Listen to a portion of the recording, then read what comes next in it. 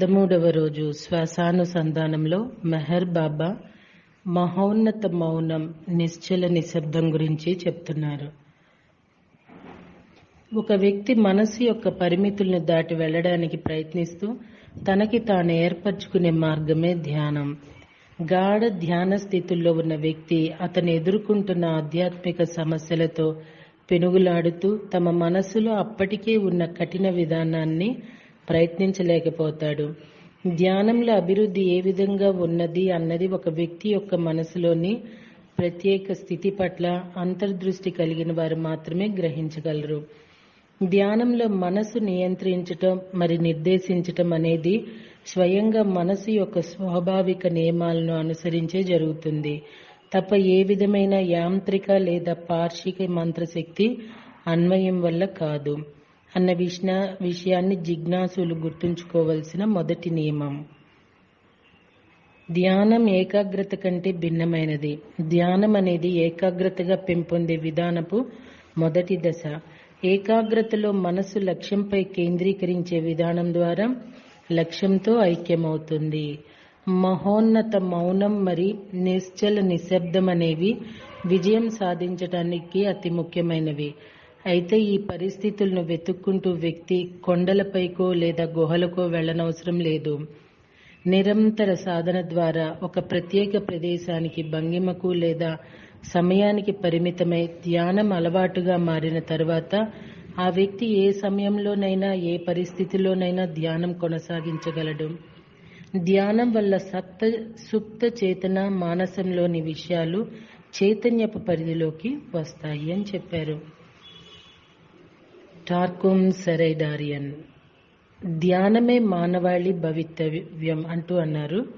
ధ్యానం అంటే మీ చైతన్యాన్ని మనసు యొక్క నిమ్న స్థాయి నుంచి ఉన్న స్థాయికి మరల్చే కృషి.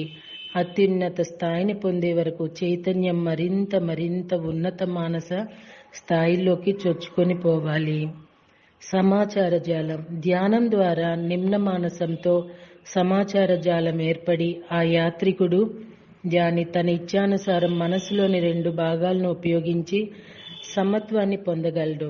నిమ్న మానసాన్ని ఉపయోగించి ప్రాపంచిక అవసరాలు, విలువలు, సమస్యలతో వ్యవహరించడం, ఉన్నత మానసాన్ని ఉపయోగించి కాంతి, ప్రేమ మరి సౌందర్యాలను ప్రసరించడం ద్వారా నిమ్న ప్రపంచపు సమస్యలను ఎదుర్కోగలడు. సమాచార జాలం పరిపూర్ణమైనప్పుడు మొత్తం మనోతలమంతా ఒకే విభాగంగా పనిచేస్తుంది. ధ్యానం మనసుని ఐక్యం చేయటంలోనూ మరి సమాచార జాలం నిర్మించటంలోనూ తోడ్పడుతుంది. కనుక తర్వాత మానవుడు త్రిమూర్తత్వంలోనికి చొచ్చుకొని పోయినప్పుడు అది మనోవ్యవస్థను తన సృజనాత్మక కార్యకలాపాలను ఉపయోగించగలడు. కిరణ శక్తులు మనోస్థాయిల్లో నిర్మించబడే సమాచార జాలం ఒకే విధమైన జాలం కాదు. సాధారణంగా ఈ జాలం మనోపదార్థంతో నిర్మితమవుతుంది. కానీ ఆ మనోపదార్థంలో వివిధ కిరణాల శక్తి ప్రోగులు ఉంటాయి. మొదటి కిరణం, రెండవ కిరణం, మూడవ కిరణం మొదలైనవి. ఆ జాలం పూర్తవబోయేసరికి అది ఆ సప్త కిరణాలన్నిటి శక్తులతో ఒక ఇంద్రధనుసుగా మారుతుంది. పరిపూర్ణమైన ఇంద్రధనుస్సును కిరణ శక్తులు మరి వాటికి చెందిన రాశి చక్రపు శక్తుల ప్రసారకంగా పనిచేస్తుంది.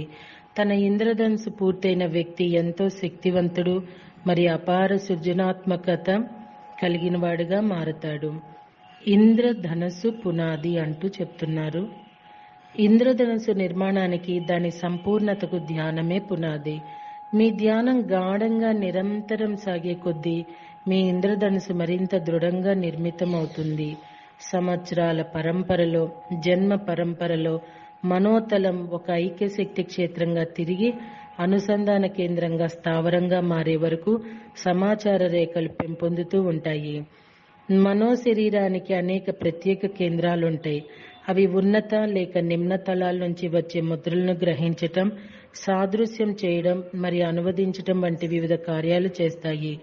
ఈ ప్రత్యేక కేంద్రాలు ప్రోగ్రామ్ డిస్క్ వలె పనిచేసే ప్రత్యేక నాడీ కణాలకు చెంది ఉంటాయి. ఈ డిస్క్ యొక్క సామర్థ్యం మనోప్రవాహాలు, సృజనాత్మక వాస్తవీకరణను నిర్ణయిస్తుంది. ధ్యానం కేవలం మనోశరీరంలో ప్రత్యేక కేంద్రాలు నిర్మించటం మాత్రమే కాక మెదడులో ప్రత్యేక నాడీ కణాల సముదాయాలను లేక డిస్క్ టేపులను నిర్వహిస్తుంది. మెదడు ఎంత ఎక్కువగా పరిణితి చెందితే మనోకేంద్రాల నుంచి వచ్చే ఉన్నత ప్రవాహాలను ఖచ్చితంగా వాస్తవీకరించే సామర్థ్యం అంత గొప్పగా ఉంటుంది. ఆరోగ్యకరమైన భవిష్యత్తు. ధ్యానం మెదడును నిర్వహించి మనోశరీరానికి సన్నిహితంగా కరిగించటంలో తోడ్పడి మనిషికి ఒక ఆరోగ్యకరమైన భవిష్యత్తును తయారు చేస్తుంది. శరీరపు ఆరోగ్యాన్ని నిర్వహించేది మెదడు గనక మనిషి మనసు ఎంత సక్రమంగా నిర్వహించబడితే అంత కొనసాగే అవకాశం అంత ఎక్కువగా ఉంటుంది. మెదడు అనేది ఒక స్వతంత్ర అవయవం. ఒకవేళ మనోశరీరం లేనప్పటికీ అది పనిచేయటం కొనసాగుతుంది.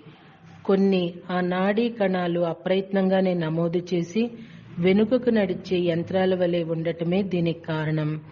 అయితే ధ్యానం మనోశరీరం ద్వారా మెదడుని పూర్తిగా మానవ ఆత్మ అదుపులోకి తీసుకురావటమే కాక లక్షల సంవత్సరాల తరబడి మానవ మరి జంతు సామ్రాజ్యాల నుంచి అనువశీకంగా వచ్చిన కార్యక్రమాలు కలిగి ఉన్న కొన్ని డిస్క్ టేపుల్ని తుడిచివేస్తుంది. ఇంద్రధనుసు వారధి నిర్మాణం. ధ్యానం శరీరం, ఉద్వేగాలు, మనోశరీరం మరి ఆధ్యాత్మిక త్రిమూర్తత్వాల మధ్య ఇంద్రధనుసు వారధిని నిర్మిస్తుంది. అది మనిషికి ప్రగాఢ లోతుల్లో ఉన్న ఉన్నత తలాల నుంచి వచ్చిన నమోదులను వెలికి తెచ్చే అవకాశాన్ని ఇస్తుంది. అది జన్యువుల్లోని విషయాల్లో మరి డిఎన్ఏను మార్చగలదు. శక్తి ప్రవాహాలు, దృశ్య చిత్రణ మరి సృజనాత్మక ఊహా చిత్రణలు మార్పుకు దోహదం చేస్తాయి. నాడీ కణాల జన్యు పునఃశక్తివంతమవుతాయి అని చెప్తున్నారు టార్కోమ్ గారు. చూద్దామా? మనిషి తాను కోరుకున్నంత కాలం జీవించగలిగే రోజు ఒకటి వస్తుంది. అది పురోగమించిన ధ్యానం ద్వారా కణాలు, నాడీ కణాలు, జన్యువులు మరి డిఎన్ఏను పునఃశక్తివంతం చేయడంతో సాధ్యమవుతుంది. ఈ ప్రయాణంలోని ధ్యానం వైరస్లు, మైక్రోచిప్లు మరి జర్మ్స్ అంటే సూక్ష్మ క్రిములు, సూక్ష్మజీవులను మానవ ఆత్మలోని లేజర్ అంటే కాంతిని ఉష్ణంగా మార్చే ప్రక్రియతో ఎదుర్కొంటుంది. మానవ జాతి భవిష్యత్తు మందులతోనో లేదా భౌతిక శాస్త్రం మీద ఆధారపడి లేదు. అది ధ్యానం మీద దృశ్య చిత్రీకరణ, సృజనాత్మక ఊహా చిత్రణల మీద, ఇంకా పెద్ద విషయాల్లో ఇంకా సృష్టించడానికి, స్వస్థత చేకూర్చడానికి లేదా నాశనం చేయటానికి ప్రత్యక్ష ఆదేశాల్లో ఉంటుంది. ధ్యానం ద్వారా ఒక వ్యక్తి తన జన్యువుల్లో మరి డిఎన్ఏలో వాటి ప్రాథమిక రూపాలను ప్రాణమయ సూక్ష్మ మరి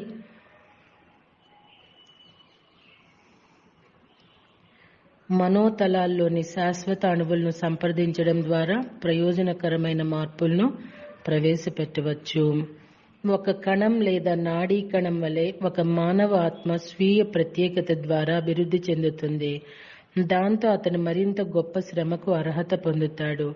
ఈ ప్రత్యేక క్రమం అనేది ధ్యానం ద్వారా సంభవిస్తుంది.